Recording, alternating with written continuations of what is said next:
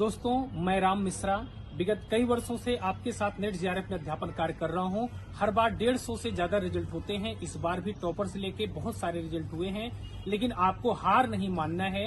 इसलिए मैं लेकर आ रहा हूं आप सबके लिए सबसे सस्ता कोर्स हार नहीं मानूंगा बैच, जो जून 2024 के लिए टारगेटेड है। इसमें आपको first paper, second paper, class के कंटेंट के पीडीएफ आपको मिलेगी, क्लास नोट्स मिलेगा, PYQ, MCQ, mock test, model paper, सब कुछ आप सबके लिए मिलेगा 6 महीने वैलिडिटी के साथ। तो आज ही ज्वाइन करें आप सभी लोग। हार नहीं मानूंगा बैच, राही अध्ययन नाम ऐप पर। धन्यवाद। उस पार है उजास, उम्मीद से भरी एक दुनिया, अंधेरा तो सिर्फ देहरी पर है। नमस्कार, मेरा नाम है राम कुमार मिश्रा। स्वागत करता हूं आप सभी का राही अध्ययन नाम पे। मेरे साथ राजस्थानी शेर कुलदीप हैं, जो नेट जेआरएफ की परीक्षा उत्तीर्ण किए हैं। एक बार इनका स्वागत है, बहुत स्वागत है। कुलदीप, मैं आपका बहुत स्वागत करता हूं और मुझे प्राउड हो रहा है आप हमारे साथ बैठे हैं। मेडल भी आपने पहन रखा है, सफलता मिली आपको, कैसा लग रहा है? बहुत अच्छा लग रहा है। अच्छा, थोड़ी सी जैसे आपकी शरीर है उस हिसाब से बुलंद आवाज निकलनी चाहिए, मजा आ जाए एक बार। थोड़ा नर्वस फील हो रहा है। हाँ, नर्वस कोई दिक्कत नहीं, हिंदी वाले हैं आप। अच्छा, क्या आप कविता विता करते हैं कभी? नहीं, कविता ये यहीं से शुरू हुआ था कुछ। कविता यहीं शुरू। कॉलेज टाइम में जैसे मैं लिखा करता था, तो उसके बाद में जैसे साहित्य की रुझान हुआ तो मैंने साइंस छोड़कर, मैथ थी मेरे पास तो मैथ छोड़कर और फिर एमए करने की सोची हिंदी साहित्य से। और फिर एक सर थे यूट्यूब पे, आपके अलावा एक सर हैं, तो उनसे प्रभावित होकर मैंने अनअकैडमी का जैसे सोचा, बाद में उनसे उनकी क्लास देखता था मैं, स्पेशल क्लास देखता था। फिर अभी सितंबर हाल फिलहाल में लिया था मैंने कोर्स। फिर आपके वीडियो देखने शुरू किए और देखते देखते उन सर का तो छोड़ दिया, देखना छोड़ दिया, इधर स्विच हो गया। ठीक है सर। तो कितनी लंबी यात्रा आपने तय की, कब से शुरू की? मैंने मेरे पढ़ाई बैकग्राउंड बताओ। हाँ। आप हिंदी से नहीं थे? हिंदी से नहीं, साइंस आप से हूँ। शुरू तैयारी करो और जेआरएफ तक लाके, सिलेक्शन तक लाके जेआरएफ नहीं सर, नेट ही। मतलब वहां तक लाओ, स्टार्ट करो कि मतलब पहले क्या तैयारी की है?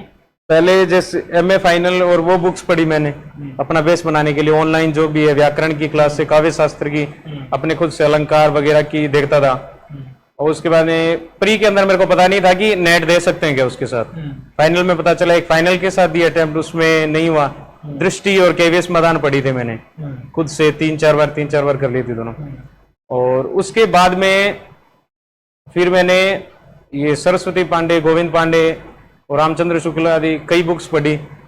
लेकिन फिर भी जो सेकंड अटेम्प्ट था ना, अभी सितंबर में कोर्स लिया, सेकंड अटेम्प्ट के अंदर भी नहीं हुआ।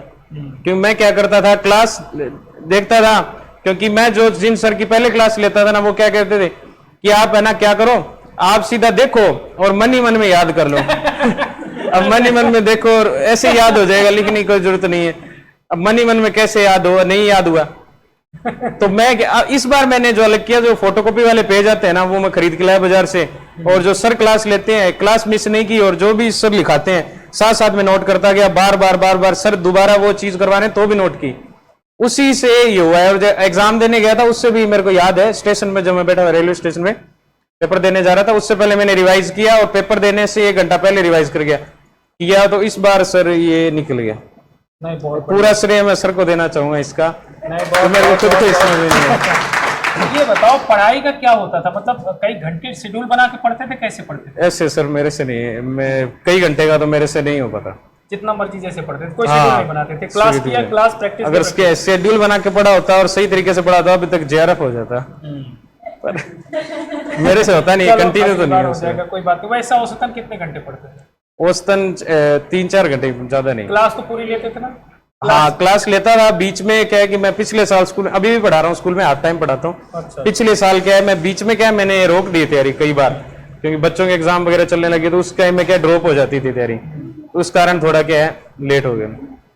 तो आप देखो, एक मस्त मौला आदमी हो, मन के हिसाब से पढ़े आप, है कि नहीं? जी तो चलो ठीक है, ऐसे भी प्रवृत्ति होती है। तो आने वाले जैसे जो विद्यार्थी हैं, उनको कैसे शुरू करना चाहिए? क्योंकि शुरुआत बहुत दिक्कत होती है, क्या शुरू करें क्या ना शुरू करें। अगर गाइडेंस है तब तो ठीक है, वरना अपने आप से शुरू करना बड़ा कठिन होता है। तो उनको क्या करना चाहिए?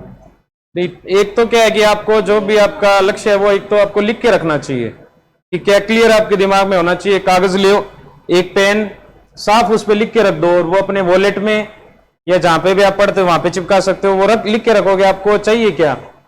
उसके बाद आपको क्या है, एक अपने फील्ड का मेंटर चाहिए होता है कि हाँ इस व्यक्ति से क्या है कि जिसको आप मेंटर मानोगे, जिसको अपने से ऊंचा मानोगे और जिसको लाइक करोगे तो उसके गुण आपके अपने आप आपके अंदर आएंगे। तो वो आपको नेसेसरी चाहिए होता है। जब उससे आप पढ़ोगे ना, बुक से पढ़ने से उतना फायदा नहीं होगा और आप में आपके व्यक्तित्व में वो गुण नहीं आ पाएंगे जो एक टीचर से पढ़ने के कारण आप आते हैं। तो उसके लिए आपको की शैली भी डेवलप हो जाती है, ये टीचर चाहिए।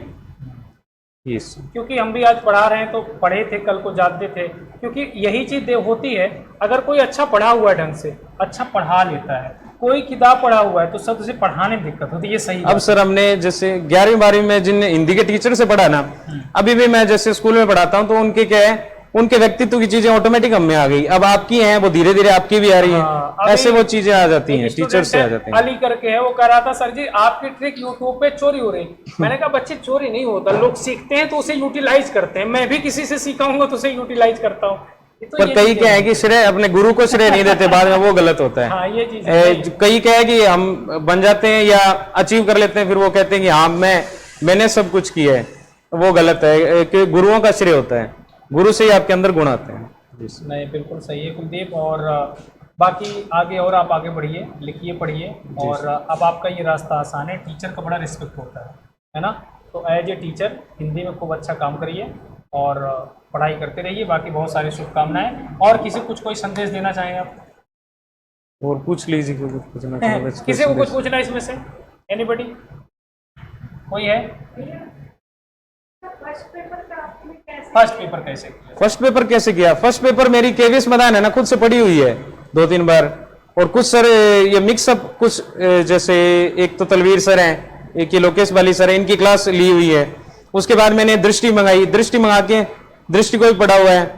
और फिर आपको ये मैथमेटिकल जो पोर्शन है ना, वो मैंने एक चीज इस बार देखी जो मैंने एग्जाम दिया ना सर, कि मैं हर बार वैसे मैथ से रहा हूं, फिर भी मैं क्या थोड़ा मैथ से डरता था, अंडर एस्टिमेट करता था कि ये हमसे हो नहीं सकता। मतलब कुछ के हिंदी के होचे, कुछ बच्चे के सोच लेते हैं कि ये इतना मुश्किल है, उतना भी मैथ वो मुश्किल नहीं होता। इस बार मैंने 3 या 4 क्वेश्चन डीआई के मैंने आधी घंटा बचा था, मैंने दिमाग लगा के वो मतलब प्रेशर डाला, पूरा कर दिए सही। तो उससे क्या कॉन्फिडेंस आता है कि हाँ हम कर सकते हैं। इस बार मैं खुद करूंगा, हफ्ते में 2 दिन आपको एक बार सीरियल से, अभी से इसी महीने से टॉपिक वाइज करा दूंगा, उसके प्रैक्टिस भी, जैसे कंटेंट पहले, फिर उसके 150 प्रश्न पीवाईक्यू एमसीक्यू मिला के, उतना तैयार कर लेना, आप लोगों की दिक्कत नहीं होगी।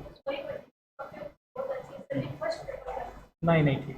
तो कुलदीप से मिलकर अच्छा लगा। अंत में सर 2 लाइनें, रात इंदौरी की 2 लाइनें कि न हम सफर से निकलेगा, न हम नशी से निकलेगा, न हम सफर से निकलेगा, न हम नशी से निकलेगा, हमारे पांव का कांटा हम ही से निकलेगा। हमारे पांव का कांटा हम ही से निकलेगा, इसका मतलब क्या है? न टीचर से निकलेगा, न कोचिंग से निकलेगा, और आपके जो अंदर आग है वो आपकी पढ़ाई से ही निकलेगी। क्योंकि टीचर आपको रास्ता दिखाता, गाइडेंस देता है। जब तक आपके अंदर वो नहीं होगा तब तक आप कोई कोचिंग ले भी लेगा ना, अगर वो फॉलो नहीं किया तो भी कोई मतलब नहीं। बहुत बढ़िया, बहुत अच्छा लगा। एक बार फिर से इनका स्वागत कर दीजिए आप लोग तालियों से। बहुत बहुत बधाई। अब अगले विद्यार्थी को बुलाएंगे। आपके भविष्य के लिए शुभकामनाएं बहुत सारी। अब किसको बोलो?